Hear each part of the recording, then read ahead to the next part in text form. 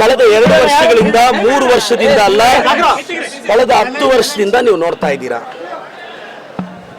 ಬಿಜೆಪಿಯ ಕೇಂದ್ರದ ಮಾಜಿ ಸಚಿವರು, ಮಾಜಿ ಎಂಪಿಗಳು, ರಾಜ್ಯಾಧ್ಯಕ್ಷರು ಎಲ್ಲರೂ ಮುಸ್ಲಿಂ ಸಮುದಾಯವನ್ನ ಎಷ್ಟು ಕೆಟ್ಟದಾಗಿ ಮಾತಾಡಿದ್ರು.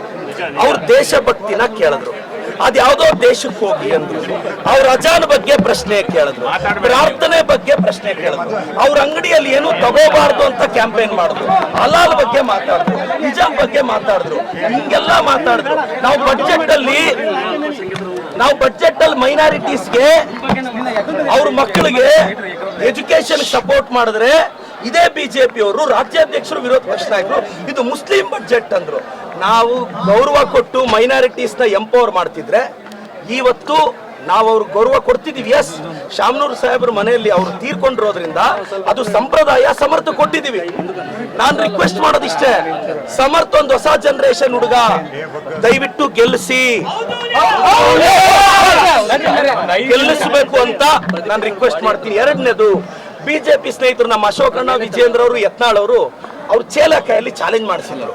ನಾನು ಇಷ್ಟೇ ಹೇಳೋದು, ಅಣ್ಣ ಅಶೋಕಣ್ಣ, ಯತ್ನಾಳ್ ಕಾಂಗ್ರೆಸ್ ಅಲ್ಲಿ ಹೊಸ ಜನರೇಷನ್ ಬಂದಿದೆ. ತೊಡೆ ತಟ್ಟುವಾಗ ತೊಡೆ ಕೈ ಎರಡೂ ಕರೆಕ್ಟ್ ಆಗಿರುತ್ತಾ ಇಲ್ವಂತ ತೊಡೆ ತಟ್ಟಬೇಕು, ಇಲ್ಲ ಆಫೀಸ್ ಮುಂದೆ ಬಂದು ತೊಡೆ ತಟ್ತೀವಿ ನಾವು.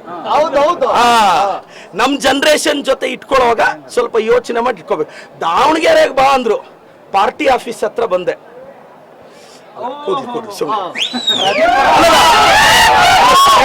ಮತ್ತೆ ಇದು ಏನೇನೋ ಅರ್ಥ ಕಲಿಸ್ಬೇಡಿ, ಧೂಳಿದೆ, ಏನು ಮಾಡಕ್ಕಾಗಿಲ್ಲ.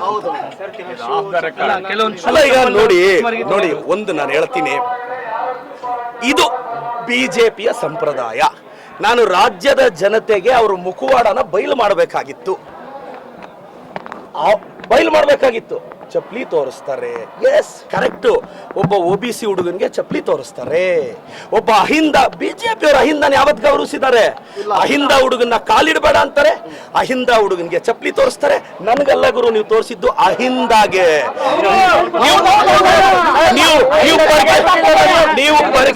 ನೀವು ಪರ್ಕೆ ತೋರಿಸಿದ್ ನನ್ಗಲ್ಲ, ಅಹಿಂದ ದಾವಣಗೆರೆ ದಕ್ಷಿಣದಲ್ಲಿ ಅಲ್ಪಸಂಖ್ಯಾತರು, ಹಿಂದುಳಿದವರು, ದಲಿತರು, ನಮ್ ತಾಕತ್ತೇನು ಅಂತ ತೋರಿಸ್ತೀವಿ. ಸಮರ್ಥನ್ ಗೆಲ್ಲಿಸ್ತೀವಿ. ಯಾರು ಅಲ್ವಾ? ಆ ಕ್ಯಾಂಡಿಡೇಟ್ ಗೊತ್ತಿರ್ಬೇಕು.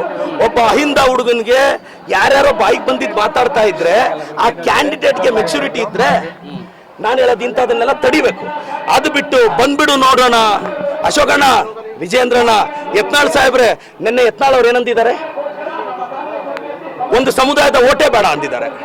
ಇದು ಮುಸ್ಲಿಂ ಬಾಂಧವರು ನೋಡ್ಬೇಕು. ಸರ್ ನಮ್ಮ ಮೇಲೆ ಬೇಜಾರಿರ್ಬೋದು ನಿಮ್ಗೆ, ಆದ್ರೆ ಅವ್ರೇನ್ ಸರ್ ನಿಮ್ಮ ಮನೆ ಹೆಣ್ಮಕ್ಳ ಬಗ್ಗೆ ಅಂದಿದ್ದು?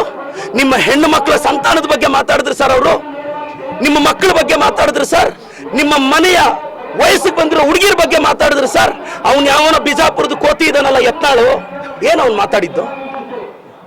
ಒಂದು ಕೋತಿ ಇದೆಲ್ಲ ಮೈಸೂರ್ದು, ದೇಶದ್ರೋಹಿಗಳಿಗೆ ಪಾಸ್ ಕೊಟ್ಟ ಒಂದು ಕೋತಿ ಇದೆ, ಏನ್ ಮಾತಾಡಿದ್ದು? ಅವ್ರು ಸಿಂಗ್ಯುಲರ್ ಆಗಿ ಮಾತಾಡಿದ್ರೆ, ಮುಸ್ಲಿಂ ಹೆಣ್ಣು ಮಕ್ಕಳನ್ನ ಬಾಯಿಗೆ ಬಂದಂಗೆ ಮಾತಾಡಿದ್ರೆ ನಾವು ನೋಡ್ಕೊಂಡಿರ್ಬೇಕಾ? ಯತ್ನಾಳ್ ಅವ್ರೆ, ಅನಂತ್ ಕುಮಾರ್ ಹೆಗಡೆ ಅವ್ರೆ, ನಿಮ್ಮ ಅಪ್ಪನ ಜಾಗೀರಲ್ಲ ಇದು. ನಿಮ್ಮ ಅಪ್ಪನ ಜಾಗೀರಲ್ಲ ಇದು, ಬಾಯಿಗೆ ಬಂದಿಂಗ್ ಮಾತಾಡೋದಿಕ್ಕೆ. ಏನ್ ಸರ್, ಮುಸ್ಲಿಂ ಧರ್ಮದವ್ರನ್ನ ಯೂಟ್ಯೂಬ್ ಅಲ್ಲಿ ಹೋಗಿ ನೋಡಿ ಸರ್, ಅದಕ್ಕೆ ಯಾರು ಕ್ಷಮೆ ಕೇಳಲ್ವಾ?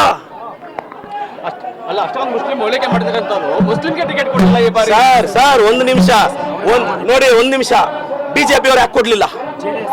JDS ಬಿಜೆಪಿ ಅಲಿಯನ್ಸ್ ಇದ್ದು ತಾನೆ.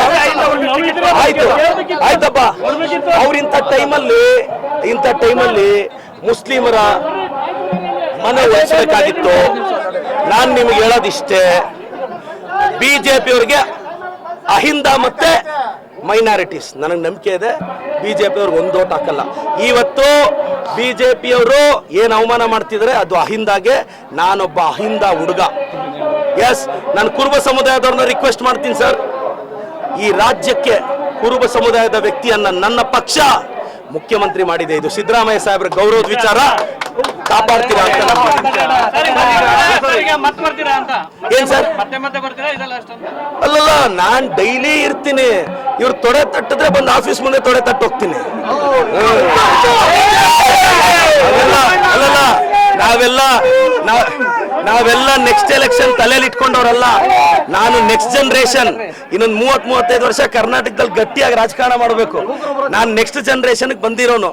ನನ್ನ ಮೈನಾರಿಟಿ ಬ್ರದರ್ಸ್ಗೆ ರಿಕ್ವೆಸ್ಟ್ ಮಾಡ್ತೀನಿ, ಯೂಟ್ಯೂಬಲ್ಲಿ ಹೋಗಿ ಬಿಜೆಪಿ ಅವ್ರು ನಿಮ್ಮ ಕಮ್ಯುನಿಟಿ ಬಗ್ಗೆ ಏನೆಲ್ಲ ಮಾತಾಡಿದರೆ ವಿಡಿಯೋಸ್ ನೋಡಿ. ಅವೆಲ್ಲ ನೋಡಿದ್ಮೇಲೆ ಅವ್ರು ವೋಟ್ ಹಾಕ್ಬೇಕು ಅನ್ಸಿದ್ರೆ ನೋಡಿ.